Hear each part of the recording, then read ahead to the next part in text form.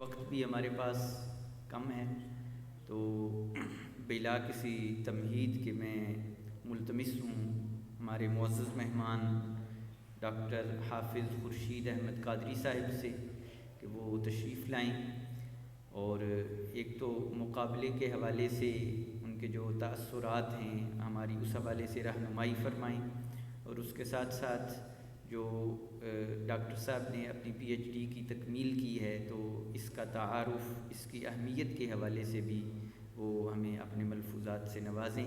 تو میں نہایت ادب سے ملتمس ہوں ڈاکٹر حافظ خورشید احمد قادری صاحب سے کہ وہ اسٹیج پہ تشریف لائیں۔ ونصلی علی رسولہ الکریم۔ اعوذ باللہ من الشیطان الرجیم، بسم اللہ الرحمن الرحیم۔ میرے لیے نہایت ہی مسرت کا مقام ہے کہ میرے استاذادہ صاحب نے مجھے اسٹیج پر آنے کی دعوت دی ہے اور اپنی مادر علمی میں اپنے بھائیوں سے، اپنے استاد بھائیوں سے، اپنے دوستوں سے مخاطب ہونا شاید اس سے بڑا کوئی اعزاز نہیں ہے۔ یعنی آپ میں سے جو بہت چھوٹا سا کوئی بچہ ہو، جیسے مجھے بھی شاید وہ بچہ نظر آ رہا ہے پیچھے، تو اگر بیٹا جی آپ یہاں پر آئیں اور آپ کو اس طرح بلایا جائے تو اس سے بڑا کوئی فخر کا مقام ہو سکتا ہے۔ تو میں اپنی اس مادر علمی میں جب پڑھنے کے لیے حاضر ہوا تھا تو میری عمر یہی کوئی 6-7 سال ہی تھی۔ تو وہ چھوٹا سا بچہ اگر آج اسے یہاں پر بلایا گیا ہے تو یقیناً یہ استاد محترم قاری محمد یوسف سیالی صاحب کے قدموں کا صدقہ ہے۔ اللہ تعالیٰ ان کو تا دیر ہمارے سروں پر سلامت رکھے، اور ان کی جو جوانی اور بہادری آپ نے دیکھی ہے کہ اتنی بڑی بیماری کے ساتھ لڑ کے اس کو شکست دی ہے ماشاءاللہ، تو یہ بھی ہمارے لیے ایک بہت بڑا سبق ہے کہ زندگی میں کبھی ہار نہیں ماننی چاہیے۔ اب سب سے پہلے اسی حوالے سے بات کروں گا کہ جو تقریر کا فن ہے یہ بھی مجھے اسی درگاہ سے ملا، اسی درسگاہ سے ملا۔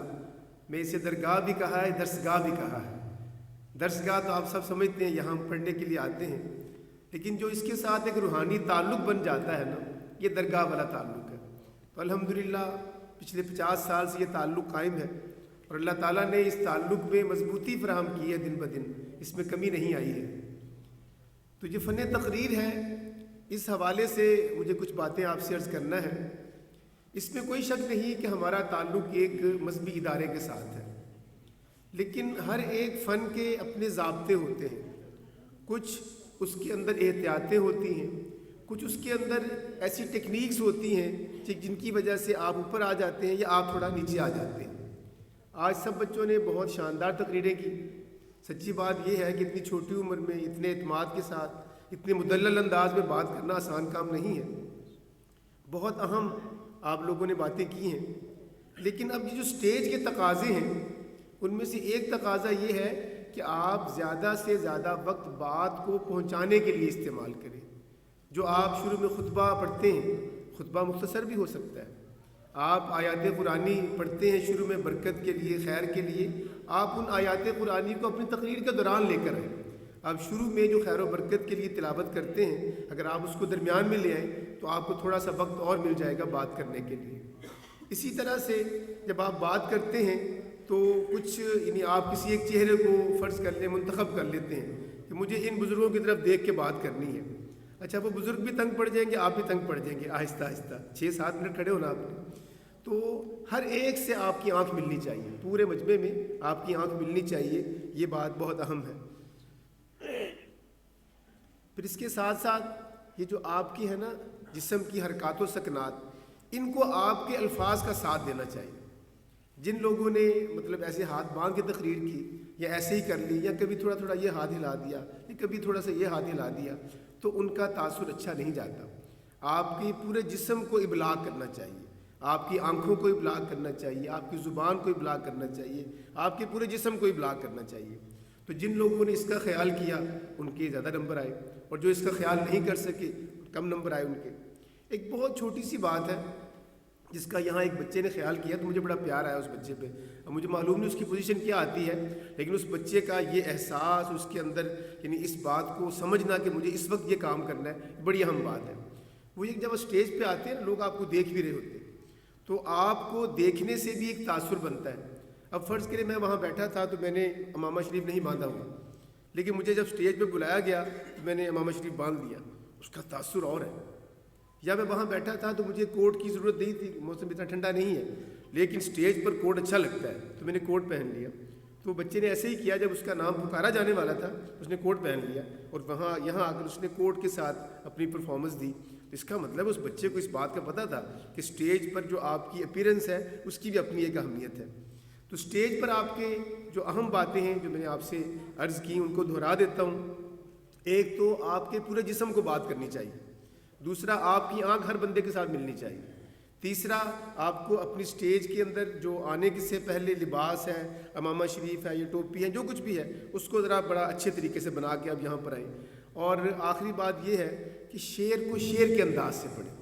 اگر کسی نے شعر کو یوں پڑھ دیا نا، میں یعنی کہ اپنی مادری علمی میں کر رہا ہوں، کوئی بھی ہلکی بات مجھے زیب نہیں دیتی، لیکن صرف آپ کو سمجھانے کے لیے، یہ تھوڑی سی ہلکی بات کر رہا ہوں لیکن آپ کو سمجھانے کے لیے کہ شعر تو یہ بھی ہو سکتا ہے نا 1 2 3 4 5 6، شعر تو یہ بھی ہو سکتا ہے، لیکن اگر آپ نے اس طرح پڑھا نا شعر 1 2 3 4 5 6 تو یہ شعر نہیں ہے. شعر کو شعر کے انداز میں پڑھنا چاہیے. تو یہ باتیں ہیں تقریر کے حوالے سے.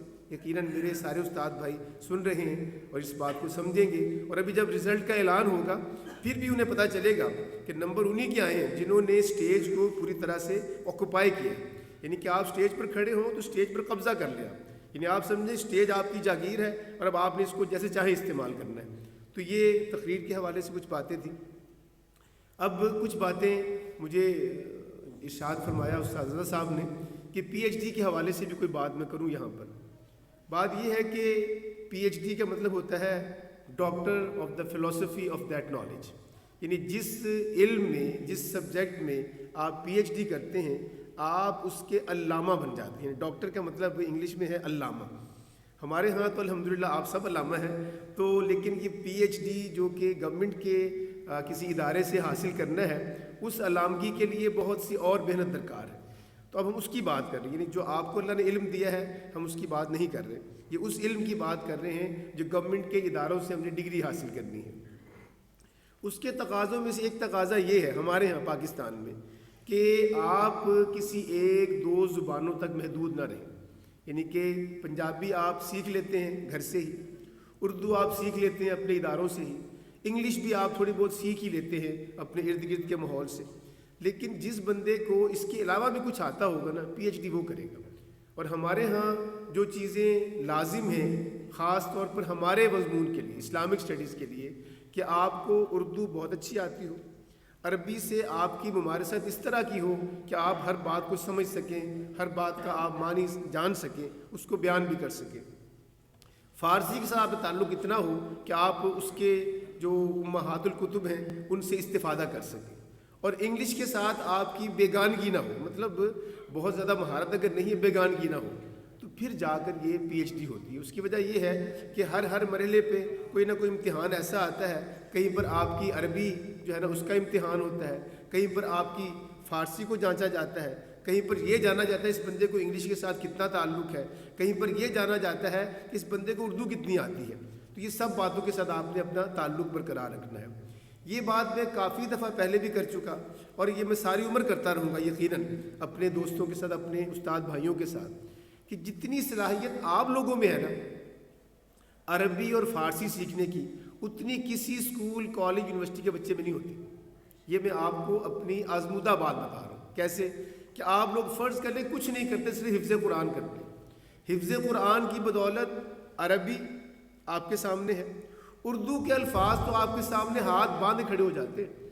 جس کو قرآن کریم پڑھنا آتا ہے اردو کے الفاظ اس کے لیے کوئی مسئلہ ہی نہیں. اور فارسی بھی جو ہے، اگر یعنی کہ مجھے اجازت دیں سادہ صاحب، تو فارسی جو ہے نا وہ بھی مور دین یعنی کہ 50% سے زیادہ عربی ہی ہے. اس کے اندر الفاظ سارے عربی کے ہی ہیں. اگر آپ کو قرآن یاد ہے تو فارسی اردو بالکل آپ کے لیے کوئی مسئلہ نہیں، اگر آپ ان کو سیکھنا چاہیں. نہ سیکھنا چاہیں تو پھر کچھ بھی نہیں آ سکتا. تو جتنی صلاحیت آپ لوگوں کے اندر ہے، جو قرآن پاک حفظ کرتے ہیں، جو درس نظامی پڑھتے ہیں، جو تجوید و قرات پڑھتے ہیں، اتنی صلاحیت کسی اور میں نہیں ہو سکتی. تو آپ صرف اپنے اندر یہ جذبہ پیدا کریں، یہ خیال پیدا کریں کہ مجھے عربی سیکھنی ہے، مجھے فارسی کے ساتھ اپنی ایک ممارست بنانی ہے، تو یہ آپ کے لیے کوئی مسئلہ نہیں ہے۔ تو اردو، عربی، فارسی تو سمجھیں کہ آپ کی جیب میں ہے اگر آپ چاہیں۔ اب باقی رہ جاتی ہے وہ بات انگلش کی۔ تو انگلش بھی ایک زبان ہے، تو جو بندہ 3 زبانوں سے ایک طالب علمانہ تعلق رکھتا ہے تو وہ چاہے تو انگلش بھی اس کے ساتھ بہت اچھا تعلق بنا سکتی ہے، لیکن معاملہ کیا ہے؟ چاہنے کا، کیونکہ یہ ایک ضرورت ہے۔ اس وقت آپ جانتے ہیں کہ ہم لوگ جو بھی قرآن پڑھتے ہیں، حدیث پڑھتے ہیں، فقہ پڑھتے ہیں، سیرت پڑھتے ہیں، تاریخ پڑھتے ہیں، مقصد کیا ہے ہم سب کا؟ ہم اسلام کی تبلیغ کرنا چاہتے ہیں پوری دنیا میں، یہی مقصد ہے ہمارا۔ تو جب پوری دنیا میں اسلام کی تبلیغ ہمارا مقصد ہے، فرمایا نا اللہ تعالیٰ نے کنتم خیر امۃ اخرجت للناس تأمرون بالمعروف وتنہون عن المنکر۔ اب ہم نے اگر اپنی یہ ذمہ داری ادا کرنا ہے تو پھر ہمیں انگریزی بھی آنا چاہیے، کیونکہ جو عالم مغرب ہے اس میں مسلمانوں کے بہت سے لوگ جا کے محنت کر رہے ہیں اسلام وہاں پر پھیلے، تو جو لوگ ان کی زبان جانتے ہیں ان کی کامیابی بہت زیادہ ہے، اور جو ان کی زبان نہیں جانتے ان کی کامیابی بہت کم ہے۔ اللہ تعالیٰ برکت ان کو بھی دیتا ہے، لیکن جو تعداد ہے ان کے پاس بہت کم ہے، اور ان کے پاس زیادہ ہے جو ان کی زبان جانتے ہیں۔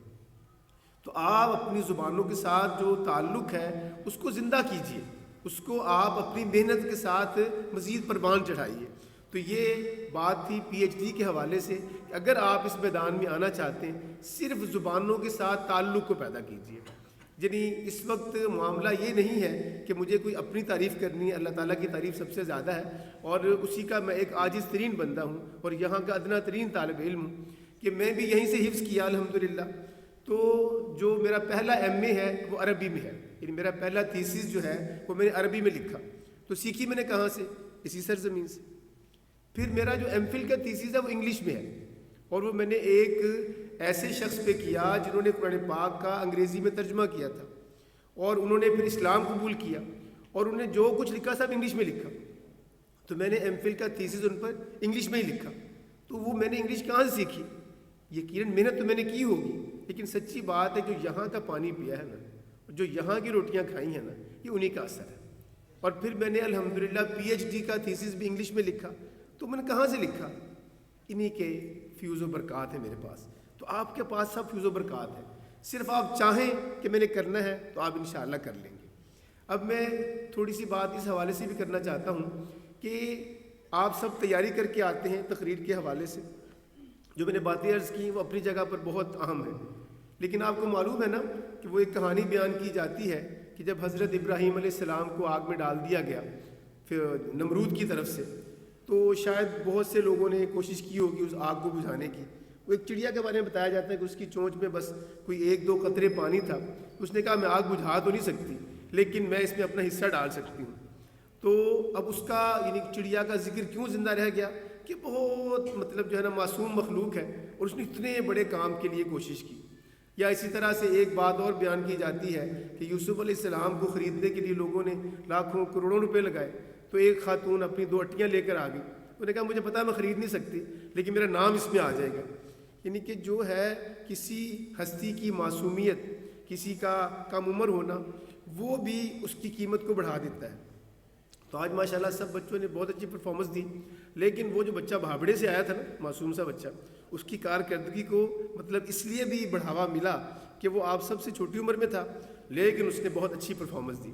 تو اس کا مطلب یہ ہے کہ آپ سب لوگ جو جو اللہ نے آپ کو صلاحیت دی ہے، آپ مناسب لباس پہن سکتے ہیں، آپ مناسب انداز میں شعر پڑھ سکتے ہیں، آپ اپنی آواز کو بلند کر سکتے ہیں، آپ جیسچر کے ساتھ بات کو پہنچا سکتے ہیں، پوری توانائیوں کے ساتھ اسٹیج پر آئیں تو یقیناً اللہ تعالیٰ آپ کو کامیابی سے نوازے گا۔ باقی آج کی اس سارے مقابلے میں سچی بات ہے بھابڑے والوں کی پرفارمنس اچھی تھی۔ اس کا مطلب یہ ہے کہ ان کے وہاں پر جو بھی ہمارے ساتھی موجود ہیں، قاری کیا ان کا اسم گرامی ہے، عمران ندیم صاحب، تو ماشاءاللہ دیکھیے کہ وہ بھی ادھر ہی سے پڑے ہوئے ہیں، تو یہاں کے فیوز و برکات بھابڑے میں موجود ہیں اور اس کا اظہار یہاں پر نظر آیا ہمیں۔ تو آپ سب لوگ یہیں کے فیض یافتہ ہیں، محنت لیکن وہ ہے، وہ کہتے ہیں ہمارے ایک استاد محترم کا قول ہے کہ وہ لوگ، یہ بات بہت دھیان سے سننے والی ہے، بہت دھیان سے، اس کو یہاں لکھ لیجئے گا، کہا کہ جو لوگ اپنی تنہائیوں میں اللہ کے ذکر کو بلند کرتے ہیں، اللہ تعالیٰ لوگوں کے درمیان ان کے ذکر کو بلند کر دیتا ہے۔ تو یہ جن لوگوں نے اپنی تنہائیوں میں محنت کی ہے نا تقریر تیار کرنے کے لیے، وہ تنہائیاں یہاں بولی، ان تنہائیوں نے یہاں پر دکھایا ہے کس نے کتنی محنت کی ہے۔ تو اب سب سے اہم جو مجھے خوشی ہے کہ میرے ایک بھائی جناب ڈاکٹر صاحب یہاں پر تشریف لائے ہیں، اللہ تعالیٰ نے ان کو کامیابی سے نوازا ہے۔ اللہ تعالیٰ کی ثنا ان کا نام ہے، ثناء اللہ، کتنا پیارا نام ہے ماشاءاللہ، اور تنویر بھی ان کے نام کا حصہ ہے، مطلب روشنی بھی اللہ تعالیٰ نے ان کو عطا فرمائی ہے۔ تو اللہ تعالیٰ کی ثنا، اللہ تعالیٰ کی عطا کی ہوئی روشنی ان کے پاس ہے، اللہ تعالیٰ نے ان کو PhD کی ڈگری بھی عطا فرمائی ہے۔ تو ہم سب کی طرف سے جناب آپ کو بہت مبارکباد، اللہ تعالیٰ آپ کو اور منزلوں کو اپنے پایاب کرنے کی توفیق عطا فرمائے۔ تو بہت شکریہ آپ سب کی سماعتوں کا۔ السلام علیکم ورحمۃ اللہ۔